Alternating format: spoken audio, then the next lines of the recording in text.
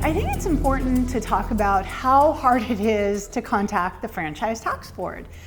So I believe the racketeering scheme, the critical piece of the puzzle is that they will deliberately make mistakes and then they make it impossible to correct those mistakes. So when I tried to call the Franchise Tax Board, I was disconnected a full 30% of the time. And later I found an annual taxpayer bill of rights document that the Franchise Tax Board published where they disclose that they actually disconnect something like 57% of the people, or only 57% of people who call in actually make it to an agent. And everybody else gets disconnected. And for me, I almost always wound up getting disconnected after I'd waited on hold for well over an hour, and then it would be transferred to a rep, and then the rep would disconnect me.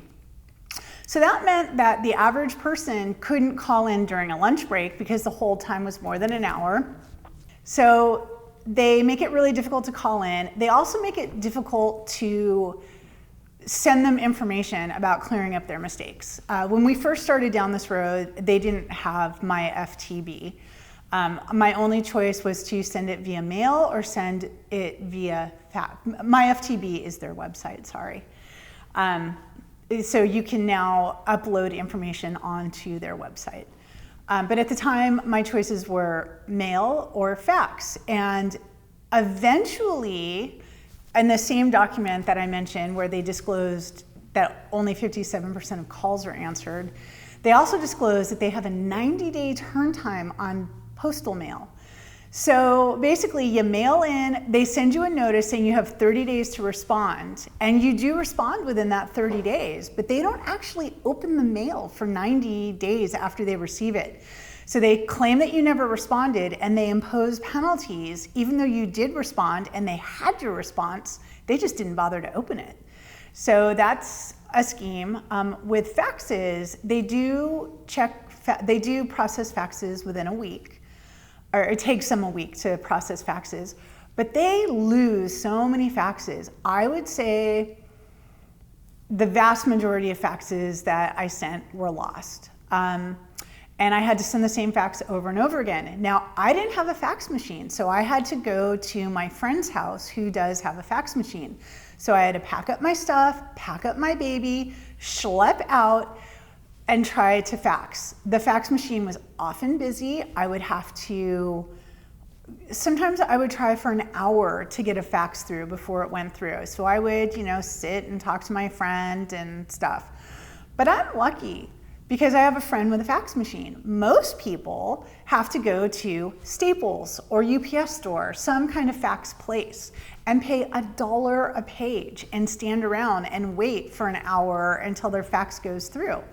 And some of the documentation that FTB requires is quite large. In 2014, I sent a request for a refund of my penalties, which at the time they called an abatement request, but they've changed the wording now to abatement request is a little more specific now. And that was more than 70 pages. So if I had to go to a Staples to send that in, that would have cost me $70. So they make it difficult and expensive to respond to them. Nowadays they have, you can upload to their website, which is my FTB, but that has a 30-day processing time too. So basically what they do is they mail you a letter saying, if you don't respond from 30 days of the date of this letter, we're going to impose a penalty. And they send it in the mail, and it takes like a week to reach you. So you get your letter, you get your documentation together. It probably takes you a couple days to go dig up all these old tax records, bank statements, so forth.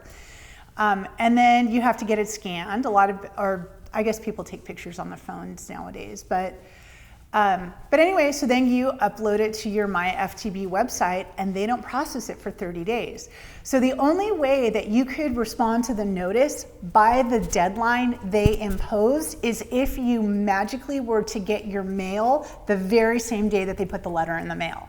So they deliberately set it up so that you cannot respond to them within before the penalty is imposed. So yeah, so they basically set you up that you're going to get a penalty no matter what. So I guess with the fax, you could probably make the deadline, but not when they keep losing your faxes. If, you know, a week to get the mail to you, and then a few days to process it, and then you have to go to the fax place, and then a week later you call to follow up. Oh no, we lost it. You need to resend the letter. Yeah, it only takes one lost fax before, oh, your deadline was up. You didn't respond in time. Penalty's been imposed.